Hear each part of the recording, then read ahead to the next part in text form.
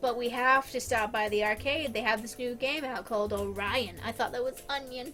You have to get control of this guy named Isaku, and you're part of this rebel forces, and you gotta shoot things, and there's robots, and... Is that a reference to something? Like every game ever. Okay. Sheesh, we get it, Suzu, we get it. We'll go to the arcade. Which one first, though? You know how popular Kay is. She'll be swamped with customers later in the day. Okay. I have no idea. I'd rather go to the cafe late in the afternoon. She has better options during the last hour of the cafe. So basically after the arcade. You figured it out so quickly, Patterson. What did I tell you about using my last name? Well, let's go to the mall today. Arcade. Yeah. So we headed to the mall and walked around for a good amount of time before driving out to Moonfall Arcade. As weird as the name sounded, the arcade was one of the best arcades in the city. Kids and teenagers lined the games, watching the players of the consoles as they They anxiously waited to have their turn. Ooh, there it is, there it is! Suzu grabbed Naomi and me by the hands before dragging us to a section of the arcade where a bunch of kids had gathered in awe and excitement. In the middle of the crowd was a large games, 2 joysticks, platforms, and a screen that flashed the name Orion every other second. She looks so happy. Aww. In the background of the screen, a holographic playfield glimmered before us, revealing a neo-futuristic battlefield and an enemy robot charging right at the camera. This is the game you were excited about? It looks really cool. That's right, and I'm gonna play it so hard I'll beat the game in one shot. Yeah. Suzu smirked and looked at me, hoping that I would join her as I usually did for partner games. I looked to Naomi, who merely rolled her eyes, crossed her arms, and gave me the okay nod. I grinned before nodding to Suzu, who cheered in joy. Woo, alright, let's do this! Yeah. Hell yeah, girl. It took us a good half hour before we were able to step up the platforms. The point of the game was to beat the government and restore freedom to the general public. We played as rebels in a robot, and the game quickly became a smashing bash game versus multiple enemy robots. Playing with Suzu was always an adventure. We both knew what our strengths and weaknesses were, so it was easy to collaborate with each other. It wasn't long before we got into the swing of the game and were beating enemies like crazy. I guess you could say we were drift compatible. By the time we got to the boss, we were unstoppable. It was so refreshing to beat the boss and put out 3-letter code names into the high score list.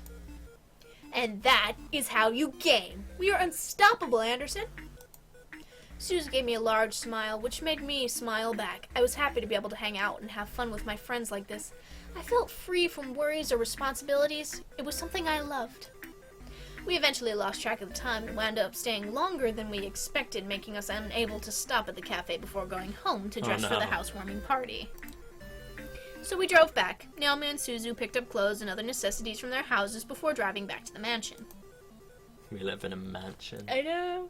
The hour of the house party had arrived. In my mind, I kept double and triple checking the essentials for the party. Knowing my dad, he invited his business partners and the executives of the Anderson Company to show me off. You go. I stood in front of my mirror in my room, staring at my form as a million thoughts ran through my mind. It was just a housewarming party, but at the same time, it wasn't. It was my chance to show my dad I was better than his expectations. It was a chance for me to see my parents as a woman. For my parents to see me, my parents as a woman.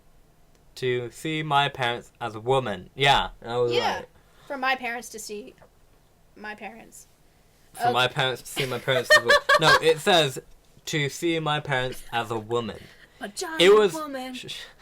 Steven Universe. It was my test to see if I was really ready to live on my own. Well, not truly alone. I had incubi to thank, but even so, I didn't have my dad guiding me or my mom helping me through living alone. A knock on my door broke my thoughts, surprising me. Who is it? Hey. Sorry. Hey, are you okay in there? Your parents should be here soon, so you should hurry getting ready. Well, I'm ready, but... But what? I'm sure you look fine, Anderson. Just come out. Just come out. All right. Yay, they're actually wearing different things. Yay! Yay! As soon as I opened the door to the hall, I watched as Naomi and Suzu's faces turned from smiles to complete awestruck stares. She looks high. Yeah, but I really like her jacket. Yes. Doesn't that look just awesome. like my biker jacket? It does. Hell yes. What? Dude, you look hot. Oh, it's happening. Yay. Yeah. Yeah, you look amazing. Where did you get that dress? The store. I've had it for a while. The dress store.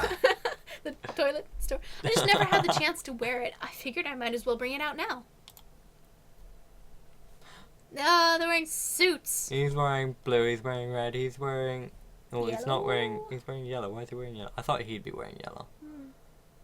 I thought he'd be wearing grey.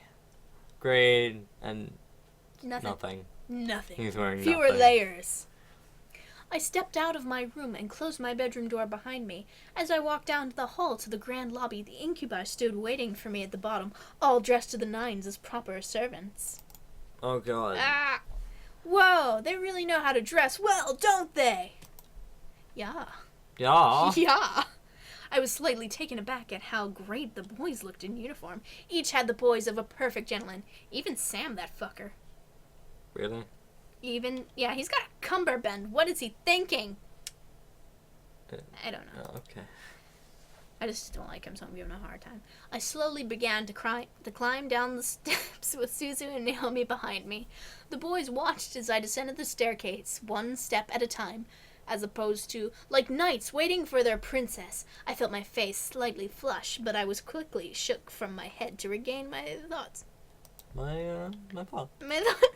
As I reached the last step, James offered his hand out to me and walked me down the final step smiling.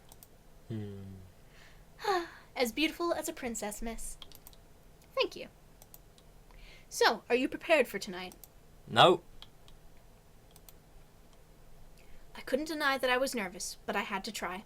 The party was more than what it seemed, and I had done all that I could to prepare for it. Now, it was up to fate. The other boys smiled reassuringly at me, which made me feel a little bit better about everything. I looked at my phone, and I marked the time. Almost right on cue, the doorbell rang. I gulped. I could practically feel my dad's aura from behind the door. Sam and Eric quickly rushed to the door and opened the double doors wide to reveal my parents, both dressed in their best. Hey, Mom. Hey, Dad. Mm-hmm. Yeah, she looks cute. Well done, Mama. Oh my, I didn't know your bequeathment came with servants. It was probably overlooked. Besides, who would deny good service? I was completely shocked. My parents didn't question the boys. They didn't ask for verification or anything. I looked to the boys and noticed Sam and Eric staring intently at my parents. Were they using their powers on them? They had to be. There was no way they'd be okay with this otherwise. I guess the servants counted as belongings to the house. People aren't Really? things, Mr. Anderson. Mr. My mother Anderson. quickly rushed to me and gave me a large hug. I hugged her back, inhaling her perfume. It had been only a couple days, but living away from the ones who raised me was hard. My mother soon let me go and looked at my outfit. Gorgeous. You look so lovely. David, look at your daughter and tell her I'm right. I looked to my dad, who was looking around the lobby like an inspector. I stood my ground, waiting for him to look at me. When he did, he let a small smile grace his lips. Aww. Your mother's right. You look like you're all grown up. Ah. The world stopped around me stopped as my heart pounded in my chest. Did my dad just compliment me? On mostly his own accord? My mother was grinning ear to ear at his words. I was beyond speechless. Thank you, Daddy. However, his cold face quickly returned as we began to look around once again. I assume that you're ready, then, to impress the rest of the guests, correct? What do you mean?